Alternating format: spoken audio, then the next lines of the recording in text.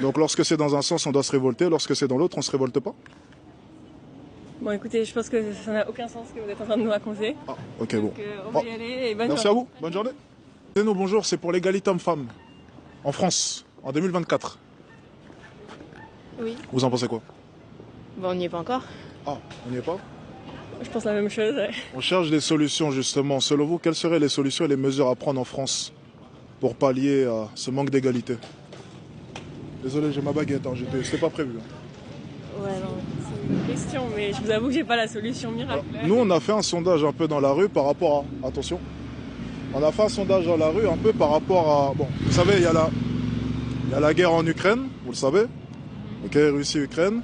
Et on parlait du fait que, ok, est-ce que les femmes, par exemple, seraient prêtes à aller au front avec les hommes si jamais un jour une guerre débarquait en France? Bah, on est déjà une armée professionnelle, donc il y a déjà des femmes dans l'armée. Ok. Oui, pareil. Parce que du coup, le problème, c'est que chaque citoyen, du coup, serait potentiellement forcé d'aller au front. On n'aurait plus réellement le choix.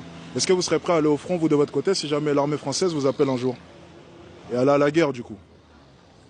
Je me suis jamais posé la question. Ouais, moi non plus pour le coup, c'est pas quelque chose auquel on pense quotidiennement. Ok, et stratégiquement, si vous étiez un commandant de l'armée, par exemple, est-ce qu'il vous viendra à l'esprit d'envoyer une femme avant un homme, sachant que nous n'avons pas les mêmes capacités physiques?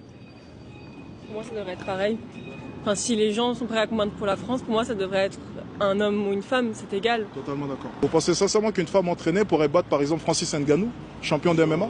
J'avoue que je regarde pas la boxe, donc je pourrais pas vous dire, mais... 2m3, 125 kilos. Ça dépend, si elle est bien entraînée, on en a aucune idée, genre je sais pas, genre faut arrêter genre ces propos. Donc pourquoi est-ce qu'en Ukraine, il y a une majorité d'hommes écrasante à l'armée en comparaison aux femmes? Est-ce qu'on devrait se révolter par rapport à cela du coup? Je pense que c'est pas les priorités actuelles, tout du moins, que ce soit en France ou en Ukraine. Pourtant la priorité c'est l'égalité. La priorité actuellement en Ukraine, c'est peut-être la sécurité, non? Oui, mais on parle aussi d'égalité là en l'occurrence, si jamais ça arrive en France. Est-ce que du coup les hommes devraient se révolter que les femmes ne viennent pas les aider? Je pense pas. Donc lorsque c'est dans un sens, on doit se révolter, lorsque c'est dans l'autre, on se révolte pas? Bon, écoutez, je pense que ça n'a aucun sens ce que vous êtes en train de nous raconter. Ah, ok, bon. Donc, on va y aller et bonne Merci journée. à vous, bonne journée. Bon, bah, ça n'a aucun sens. Je crois que ça n'a aucun sens. Bon, bah, on avance.